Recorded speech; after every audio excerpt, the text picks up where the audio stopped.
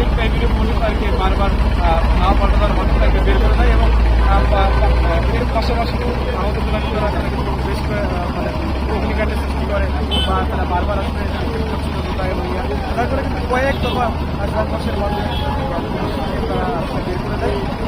Police তাদেরকে সংঘর্ষের মধ্যে পুলিশ না আসলে গোলাযুদ্ধ কাকে আঘাত মানে পাল্টাপাল্টি যে ধাওয়া হয়েছিল মূলত তার আগে এইটা ধারণাটা পাওয়া হয়েছে। মূলত হচ্ছে যখন তাদেরকে ভেতর থেকে যখন হচ্ছে অন্তত 4 থেকে 500 কিলোমিটার মধ্যে বের করে দেয় তখন সেই অবস্থাটা কিন্তু অনেকে আহত হয়। আহত হয়ে অনেকে দেখলাম যে আমরা কোলে করে নিয়ে আসছে, অনেকে বাইরে তারা অ্যাম্বুলেন্সে বা হসপিটালে নিয়ে যাচ্ছে।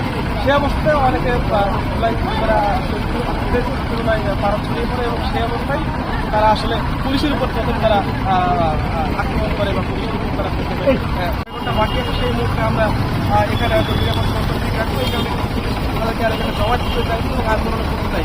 সেই অবস্থায় তারা 4 ঘন্টা বাকি আছে, সেই অবস্থায় ছত্রভঙ্গ করে যাওয়ার চেষ্টা করে এবং ছত্রভঙ্গ কখন করে এবং সর্বশেষে এখানে পরিস্থিতি কি দেখছেন?